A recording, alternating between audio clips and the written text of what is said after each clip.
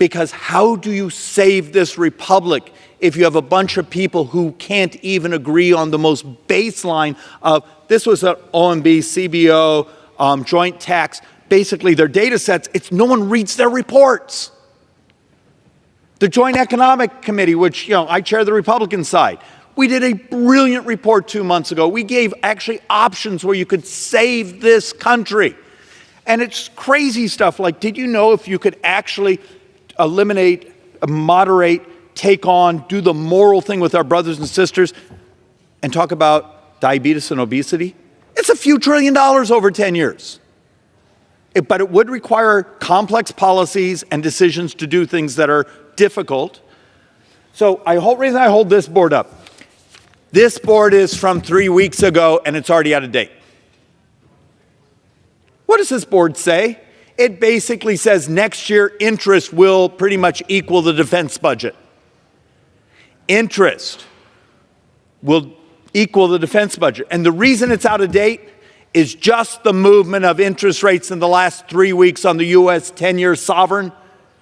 Interest will be more than the entire defense budget next year. And if it continues, if the trend line continues, there's a very good chance that interest isn't going to be 830 billion.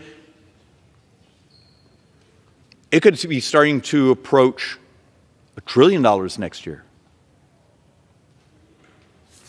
And why is that a big deal? Well, let's do something else interesting. Okay. For people who have never really thought about it, how does the United States finance itself? Remember, 30 cents out of every dollar we spend is borrowed. Okay? Where does that 30 cents come from? We issue bonds. Every couple of weeks, like 3 days ago, Treasury issued a $30+ billion of 5-year instruments that went out at the very top of the range price-wise. So you sit there and have to calculate.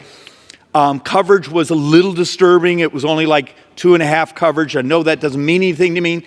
It basically means, the huge lines to buy U.S. bonds weren't there. The line is getting shorter and shorter, interest to buy our debt, which often means the interest rates are going to go up. Okay, but what happens to bonds that were sold in previous years? Because the last 3 Treasury secretaries, Republican and Democrats, did something stupid and we couldn't get them to change it because it benefited them politically that week, is they went very short term on the bonds. I'm going to issue 1 year, 2 years, 3 years. When interest rates were basically almost free. Guess where we're at right now? Those bonds are coming due. This is major news. Many Social Security recipients are facing big issues with their monthly benefits. Officials have noted that the Social Security Administration is still demanding money back for millions of recipients, driving many of them into homelessness. Some states have recently released important information regarding these overpayments. My dear friends, please make sure that you watch until the end of this video. Every Friday, I will be announcing several winners for the Walmart gift card giveaway. If you would like to enter these weekly giveaway, friends, do make sure that you click and like several of my videos and then comment below the keyword of each video that you watch. The more videos that you comment on, friends, the greater your chances of winning these giveaways. An attempt in Congress to put a time limit on how far back Social Security overpayments can be recouped could help millions of recipients who have been asked for large sums by the federal agency.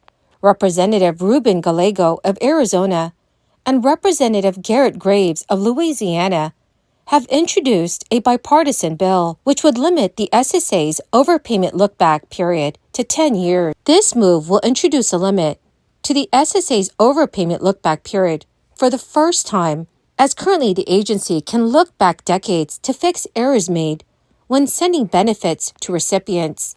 This has resulted in some beneficiaries being asked to pay back thousands of dollars within a limited time frame. It is a sum where in many cases, millions of beneficiaries are unable to repay, especially on such a short notice.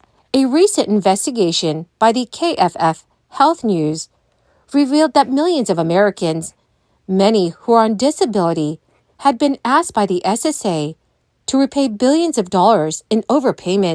The federal agency has come under scrutiny for its controversial practice, triggering criticism in Congress and leading to an investigation by the SSA. The agency has said it has demanded money back from more than 2 million people a year, many more than initially declared during a congressional hearing in October 2023. According to data by the SSA's Inspector General, shared by the news agencies, the SSA received a total of $4.7 billion in overpayments in the 2022 fiscal year, while $21.6 billion remains outstanding. The agency claims back this money by reducing or stopping monthly benefit payments, intercepting federal tax refunds, or seizing wages. Several lawmakers have called for more scrutiny of the agency's overpayment practices. The Senate Finance Committee, which oversees Social Security, said that it will meet with the SSA every month to address its attempt to claw back millions in overpayment from recipients. Also, friends, there is some important news for borrowers. According to Yahoo News, student loan wage garnishment involves a private lender or the federal government withholding part of your income to repay overdue student loan debt. Federal student loan payments were paused during the crisis, but resumed in October 2023. Approximately 40% of borrowers missed their first payments, and this is according to the U.S. Department of Education. Borrowers who failed to make required payments on their student loans may be at risk of having their wages garnished when collection calls resume in September 2024. Experts have noted that your servicer does not need to take you to court to begin garnishment. With federal student loans, wage garnishment can continue until your loan balances plus interest and fees are paid back. But it can also end if your loan is removed from default. The federal government can garnish up to 15% of your disposable income to repay federal student loans. Under the Treasury Offset Program, the Social Security Administration can withhold up to 15% of your Social Security income to cover delinquent student loan debt. Other types of income the government can garnish for student loans who are in default include tax refunds, your salary, workers' compensation, and severance pay. Student loan default can quickly become a costly mess, and that's especially true once a collection agency gets involved. And as a result, your best bet is avoiding default at all costs if possible. Well, my amazing and most awesome friends, that is the end of my daily stimulus update video for today. Dear friends, thank you so much for being part of this community. Every Friday, I will be announcing winners for the Walmart gift card giveaway. If you would like to enter these weekly giveaway, friends, all you have to do, friends, is click and like several of my videos and then comment below the keyword of each video that you watch. The more videos that you comment on, friends, the greater your chances of winning the giveaways. Thank you and have a wonderful and very blessed week.